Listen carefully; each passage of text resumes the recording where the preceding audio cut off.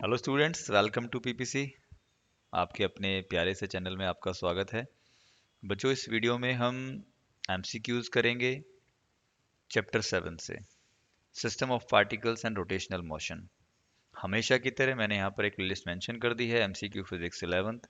इस प्लेलिस्ट में आपको एमसीक्यू वीडियोस मिलते रहेंगे हर एक चैप्टर से। कुछ चैप्टर से मैंने अपलोड कर दी हैं वीडियोस, और कुछ चैप्टर्स में मैं धीरे धीरे कर दूंगा। इस वीडियो में हम चैप्टर 7 से एमसीक्यूज करने वाले हैं। विदाउट एनी डिले चलते हैं फर्स्ट क्वेश्चन पर। बेटा, क्वेश्चन अच्छे से पढ़िए, नोटबुक ले लीजिए, पेन ले लीजिए। क्या दिया हुआ है क्वेश्चन में? 3 point masses of 1 kg, 2 kg, 3 kg lie at, coordinates दिए हुए हैं 1 2 0 -1 and 2 -3 respectively. The coordinates of the centre of mass of the system. हमें centre of mass of the system जो है उसके कोऑर्डिनेट्स बताने हैं। राइट, इस तरह का क्वेश्चन बन सकता है। देखिए यहाँ पर क्या है, 3 मासेस हैं। राइट, सो 3 मासेस हैं तो अकॉर्डिंगली उनके कोऑर्डिनेट्स भी दे रखे हैं। जैसे कोऑर्डिनेट सिस्टम में मैं कहूँ कि भाई एक कोऑर्डिनेट सिस्टम है, इधर एक्स और इधर वाई। तो देखिए ये हो गया 1 kg का जो मास है उसके कोऑर्डिनेट्स x1 y1। ये हो गए 2 kg जो मास है, ये इसको हम m2 बोल दें, और 1 kg को हम m1 बोल दें, और 3 kg को हम m3 बोल दें। सो m1 जो मास है वो है x1 y1 कोऑर्डिनेट पर सिचुएटेड। तो देखिए दोनों ही पॉजिटिव है, तो जाहिर सी बात है फर्स्ट क्वाड्रेंट में ये होना चाहिए पॉइंट।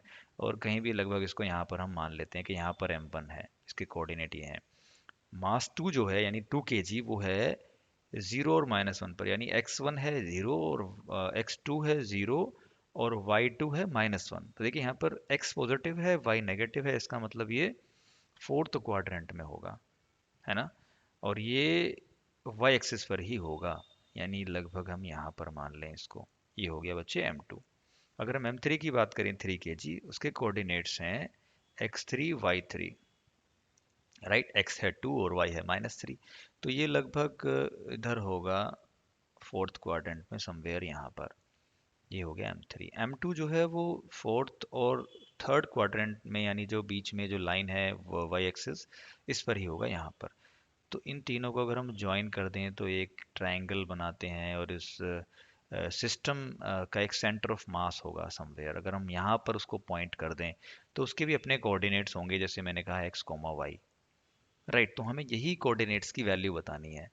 तो जब हम इसका फॉर्मूला हमने पढ़ा हुआ है, सेंटर ऑफ मास के जो कोऑर्डिनेट्स हैं उनका फॉर्मूला, अगर हम x की वैल्यू निकालते हैं तो फॉर्मूला होता है, ध्यान दें, m1 x1, समझेंगे अभी, m2 x2 plus m3 x3 and so on. अगर जितने भी मासेस हैं और अपॉन में जितने भी मासेस हैं उनका सम, m1 plus m2 plus m3। यहाँ पर तो 3 है इसलिए मैं 3 टर्म्स के बाद एंड सो ऑन कर दे रहा हूँ। राइट, तो m1 कितना है बच्चे? m1 है 1 kg। m1 का x कोऑर्डिनेट क्या है? देखिए 1 है, x1 1 है, तो हम यहाँ पर 1 कर देते हैं। m2 क्या है? 2 kg, तो मैंने 2 इंटू m2 का x कोऑर्डिनेट क्या है? 0, तो मैंने इसको कर दिया 0। प्लस m3 है 3 kg, ये रहा बच्चे 3 kg, और इसके कोऑर्डिनेट है x कोऑर्डिनेट 2, तो ये हो जाएगा 3 × 2।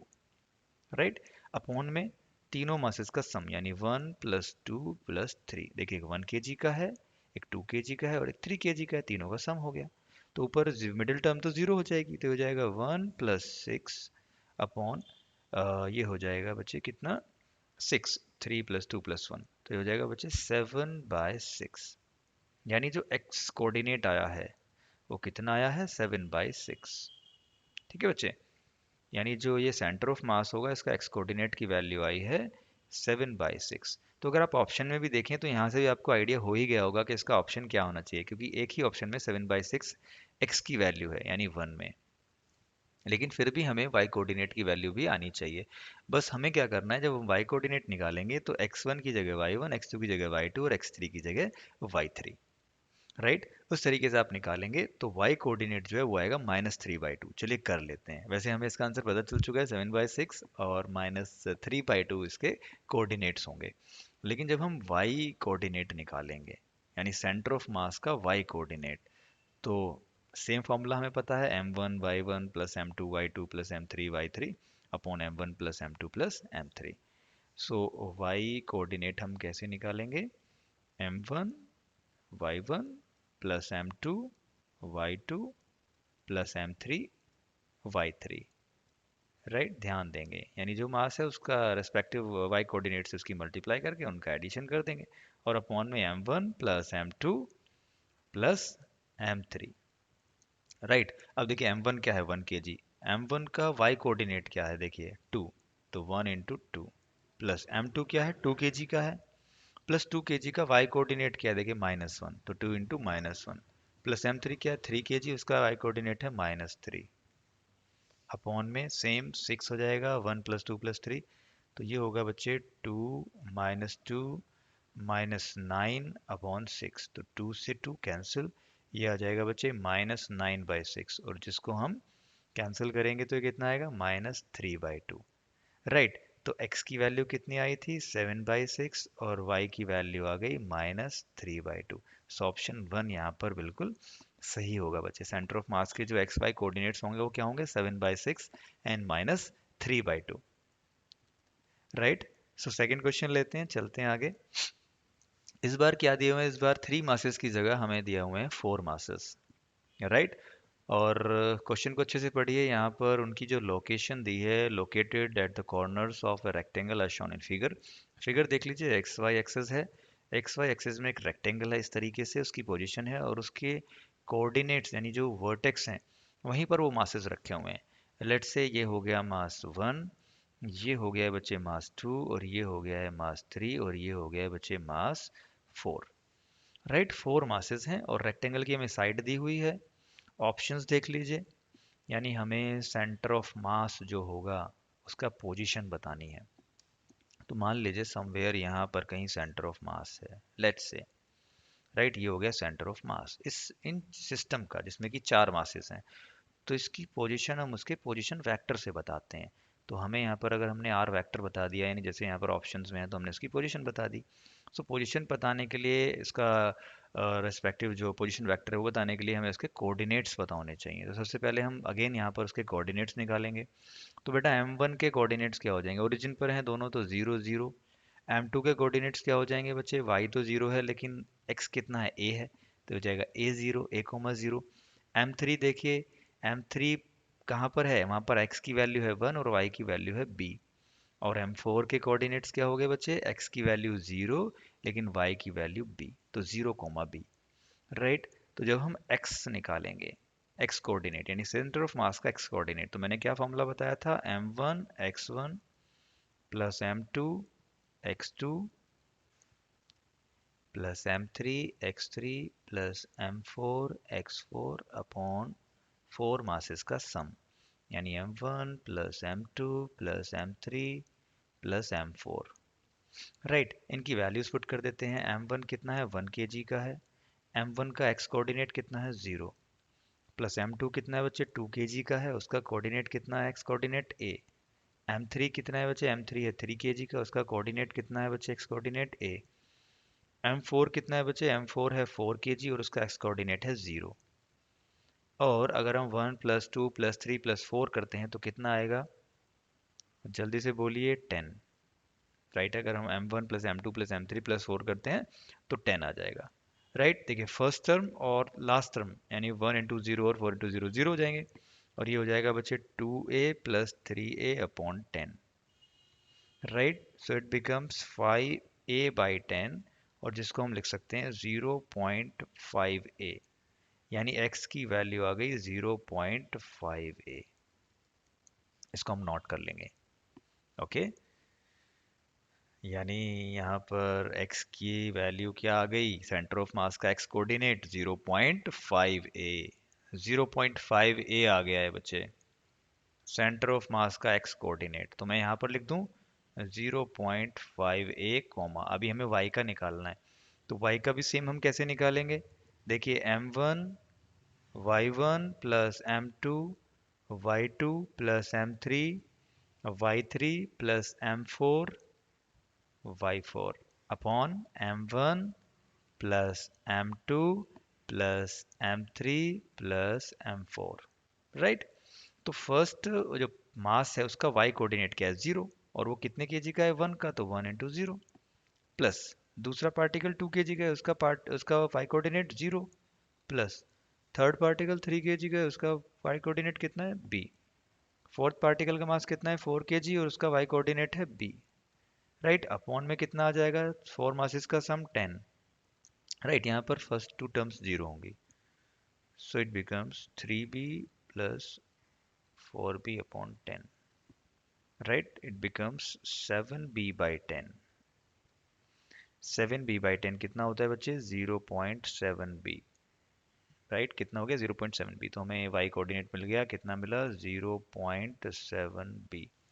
तो ये हम अब रब कर देते हैं जो हमने सॉल्यूशन किया, क्योंकि हमें x और y की वैल्यू मिल गई है। यहाँ पर x कोऑर्डिनेट कितना है बच्चे, 0.5a, और y कोऑर्डिनेट 0.7b। सो अगर हम पोजीशन वेक्टर लिखना चाहें तो पोजीशन वेक्टर हम कैसे लिखते हैं, पोजीशन वेक्टर हम लिख सकते हैं xi कैप प्लस वाई जे कैप, इस तरीके से हम लिखते हैं। तो x की वैल्यू क्या है सेंटर ऑफ मास के लिए, 0.5a, तो हो जाएगा 0.5a आई कैप प्लस y कितना है, 0.7b, तो हो जाएगा 0.7b जे कैप। इस तरीके से हम पोजीशन वेक्टर लिखते हैं किसका, किसी भी पॉइंट का। तो यहाँ पर वो पॉइंट क्या है, सेंटर ऑफ मास का पॉइंट है। तो देखिए यहाँ पर ऑप्शन सेलेक्ट की, 0.5a आई कैप प्लस 0.7b जे कैप, यानी बी पॉइंट बिल्कुल करेक्ट करेक्ट है बच्चे। बी ऑप्शन जो है वो हमारा यहाँ पर बिल्कुल सही होगा बच्चे, नोट कर लीजिए आप सभी इसको। फिर नेक्स्ट क्वेश्चन लेते हैं, क्वेश्चन नंबर 3। क्वेश्चन नंबर 3 पर चलते हैं बच्चे जल्दी से। क्वेश्चन नंबर 3 देख लीजिए, the length of second hand of a clock is 30 centimetre, the speed of the tip of the second hand is. Speed बतानी है हमें सेकंड हैंड की टिप की। मान लीजिए एक क्लॉक है बच्चे, और ये हो गई सेकंड की सुई। राइट, इसकी लेंथ कितनी दी हुई है, 30 सेंटीमीटर। हमें इसकी एक तरह से लीनियर वेलोसिटी बतानी है, स्पीड बतानी है, इसका मतलब लीनियर, इसके टिप की स्पीड बतानी है। तो हम, ये हो गई आर, है ना, जहां से मूव कर रही है उस सेंटर से इसकी दूरी आर हो गई। राइट, तो हमें पता है सर्कुलर मोशन में लीनियर वेलोसिटी, रेडियस और एंगुलर वेलोसिटी में क्या रिलेशन होता है, v equals to R omega. तो अगर हमें यहाँ पर टिप की एंगुलर वेलोसिटी पता चल जाए, यानी एंगुलर वेलोसिटी कैसे निकालते हैं, हमें पता है 2πf, यानी उसकी फ्रीक्वेंसी। फ्रीक्वेंसी क्या है टिप की, यानी एक साइकिल यहाँ से यहाँ दोबारा कितनी देर में आएगी, इसी पोजीशन से दोबारा इसी पोजीशन में कितनी देर में आएगी, 60 सेकंड में। तो एफ की वैल्यू कितनी हो गई, 1/60, है ना, पर सेकंड हम इसको बोल सकते हैं। तो 1 बाई, तो ओमेगा की वैल्यू कितनी हो गई, 2π/60। राइट, यानी रेडियन पर सेकंड। तो यहाँ पर वैल्यू पुट कर देते हैं, v इक्वल्स टू आर की वैल्यू कितनी है, 30 सेंटीमीटर, यानी 30 ही ले लेते हैं हम, क्योंकि हमारे ऑप्शन सेंटीमीटर पर सेकंड में है। तो ये हो जाएगा v इक्वल टू आर की जगह हमने 30 रखा, ओमेगा की जगह हम क्या रखने वाले हैं बच्चों, 2π/60 रेडियन पर सेकेंड। 30 से 60 जाएगा, इंटू 2 आ जाएगा, यानी 32 × 60, 30 × 2 यानी 60, और 2 से 2 कैंसिल। तो वेलोसिटी कितनी आ गई बच्चे, जल्दी से बताइए, पाई सेंटीमीटर पर सेकेंड। यानी जो स्पीड है टिप की वो कितनी हो गई, पाई सेंटीमीटर पर सेकेंड। सो ऑप्शन ए यहाँ पर बिल्कुल सही है बच्चे लोग। राइट, राइट स्टूडेंट्स, पाई सेंटीमीटर पर सेकेंड। नेक्स्ट क्वेश्चन लेते हैं बच्चे, wheel rotating at N angular speed of 20 radian per second, यानी इनिशियली जो मूव कर रहा है ओमेगा 1 से, वो कर रहा है 20 radian per second, is brought to rest by constant torque in 4 second. यानी यहाँ पर टाइम दिया हुआ है 4 सेकेंड में वो रेस्ट पे आ जाता है wheel. If the moment of inertia of wheel about the axis of rotation is 0.2 kilogram metre square, find the work done by the torque in first 2 second. 2 second में हमें वर्क बताना है कि उस टॉर्क ने कितना वर्क किया। Options देख लीजिए और समझ लीजिए यहाँ पर गिवन क्या क्या है बच्चे। दिया है व्हील की इनिशियल एंगुलर वेलोसिटी कितनी है, कितनी है बच्चे, 20 radian per second, 20 radian per second. Final angular velocity कितनी है, 0 रेडियन पर सेकेंड, क्योंकि वो रेस्ट में आ जाता है। कितने समय में, टाइम दिया हुआ है 4 सेकेंड में बेटा, 4 सेकेंड में आ जाता है। राइट, तो हम यहाँ से एक्सेलरेशन निकाल सकते हैं। एक्सेलरेशन क्या होता है, जैसे एक्सेलरेशन होता है भाई v2 माइनस v1/t, यहाँ पर होता है एंगुलर एक्सेलरेशन ω2 माइनस ω1/t। तो ω2 क्या है 0, ω1 क्या है 20, और टाइम कितना है 4, तो ये हो जाएगा -5 radian per second square, right. तो अल्फा नेगेटिव क्यों आया? क्योंकि एंगुलर वेलोसिटी हमारी कम हो गई है, राइट। टॉर्क हमें यहाँ पर दिया है, नहीं दिया है। मोमेंट ऑफ इनर्शिया दी है, यानी हमें यहाँ पर मोमेंट ऑफ इनर्शिया दी हुई है, आई की वैल्यू दी हुई है बच्चे। आई कितना दिया हुआ है? 0.20 किलोग्राम मीटर स्क्वायर, राइट। कितना दिया हुआ है बच्चे? 0.20 किलोग्राम मीटर स्क्वायर। तो हमें पता है बच्चे रिलेशन क्या होता है, tau equals to I alpha होता है। हमें आई दिया हुआ है, कितना है? 0.20, और अल्फा हमने निकाल लिया है -5, यानी 5 रख देते हैं हम। तो टॉर्क कितना आ जाएगा? जल्दी से बोलिए, टॉर्क कितना आ जाएगा? कितना आ जाएगा बच्चे? 1 न्यूटन मीटर। कितना आ गया बेटा? 1 न्यूटन मीटर। तो हमें टॉर्क भी मिल गया है। टॉर्क कितना मिल गया? 1 न्यूटन मीटर, राइट। वर्क निकालना है हमें। वर्क के लिए हमें क्या चाहिए? टाउ थीटा, यानी एंगुलर डिस्प्लेसमेंट चाहिए। सो एंगुलर डिस्प्लेसमेंट कैसे निकालेंगे बच्चे? एंगुलर डिस्प्लेसमेंट का फॉर्मूला होता है ω1t plus half alpha T square. अब देखिए, डिस्प्लेसमेंट निकालना है हमें इन 2 सेकंड, क्योंकि वर्क हमें 2 सेकंड के लिए निकालना है, इसलिए डिस्प्लेसमेंट में 2 सेकंड के लिए निकालेंगे। तो इनिशियल वेलोसिटी कितनी है बच्चे? 20 रेडियन पर सेकंड। टाइम कितना है? 2। हाफ एक्सेलरेशन कितना है? -5। और टी कितना है? 2 सेकंड, और इसका फिर स्क्वायर। तो ये हो जाएगा बेटा 40। 2 से स्क्वायर कैंसिल, -10, यानी कितना आया? 30 रेडियन। बोलो, थीटा की वैल्यू भी मिल गई हमें। हमें टाउ भी मिल गया और थीटा भी मिल गया। थीटा मिला हमें 30 रेडियन, और टॉर्क है 1 न्यूटन। तो वर्क कितना आ जाएगा बेटा? टॉर्क की जगह हमने रखा 1 न्यूटन मीटर, इंटू थीटा की जगह हमने रखा 30 रेडियन। तो कितना आया? 30 जूल। वर्क कितना आ गया बेटा? 30 जूल। तो इस तरीके से हमें ये क्वेश्चन करने हैं। तो वर्क आ गया है 30 जूल। ऑप्शन देखिए, ऑप्शन सी 30 जूल है, तो 30 जूल हमारा इस तरीके से ऑप्शन आ जाएगा। ओके। जैसे हम लीनियर मोशन में करते हैं, इसी तरह हम एंगुलर मोशन में भी उसी तरह से इक्वेशंस लगाते हैं, राइट। नेक्स्ट क्वेश्चन लेते हैं बच्चे। क्वेश्चन नंबर 5 क्या बोल रहे हैं? A rope is wound round a hollow cylinder of mass 3 kg, यानी सिलेंडर का मास 3 kg है एंड रेडियस है 40 सेंटीमीटर। होलो सिलेंडर है बेटा। If the rope is pulled with a force of 30 newton, the angular acceleration of the cylinder is. हमें angular acceleration बताना है। देखिए क्या दिया हुआ है यहाँ पर, कि भाई एक होलो सिलेंडर है, राइट। इस तरीके से एक होलो सिलेंडर है, राइट। होलो है, बीच में से खोखला है। इस पर क्या हो रखा है? एक रोप वाउंड है। उस रोप को हमने यहाँ से खींचा, फोर्स लगाया। कितना फोर्स लगाया बच्चे? 30 न्यूटन। इस सिलेंडर की रेडियस कितनी दी हुई है? 40 सेंटीमीटर दी हुई है बेटा। रेडियस कितनी दी है? 40 सेंटीमीटर। तो 40 सेंटीमीटर कितना होता है? 40 सेंटीमीटर होता है 0.4 मीटर, राइट। तो यहाँ पर देखिए, जैसे सर्कुलर मोशन में इस तरफ फोर्स लगता है, और सेंटर से इस दूरी को जहां पर ये फोर्स लगा है टेंजेंशियली, ये जो हो गई, ठीक है। तो ये हो गई आर्म। क्या हो गई? आर्म। आर्म कितनी दी है यहाँ पर? 0.4 मीटर। ओके, समझ में आई कुछ बात? तो टॉर्क कैसे निकालते हैं? टॉर्क होता है फोर्स इंटू आर। कितना हो जाएगा बच्चे? 30 इंटू 0.4। बोलो कितना हो गया? टॉर्क कितना लगा यहाँ पर? जल्दी बताइए। अगर फोर्स 30 है, आर्म जो है, राइट, मोमेंट ऑफ आर्म कितना है ये यहाँ पर? आर्म कितना है बेटा? 0.4 मीटर। तो कितना हो गया? 1.2 न्यूटन। कितना हुआ बच्चे? 1.2 न्यूटन, राइट। 1.2 न्यूटन हुआ, 12 न्यूटन हुआ, राइट। 1.2 नहीं, 12 न्यूटन। 30 इंटू 0.4 की मल्टीप्लाई करने के बाद आएगा 12 न्यूटन, राइट। तो टॉर्क आ गया हमारा 12 न्यूटन मीटर। राइट। भाई फोर्स की होती है न्यूटन और आर की हो गई यहाँ पर मीटर, तो टॉर्क आ गया हमारा 12 न्यूटन मीटर। राइट, हमें बताना है एंगुलर एक्सेलरेशन। तो हमें पता है टॉर्क और मोमेंट ऑफ इनर्शिया और एंगुलर एक्सेलरेशन में क्या रिलेशन होता है, tau equals to I alpha, यानी moment of inertia into angular acceleration जो है तो वो टॉर्क के इक्वल होता है। टॉर्क कितना आ गया है हमारा, 12 आ गया है। आई और अल्फा, हमें अल्फा बताना है।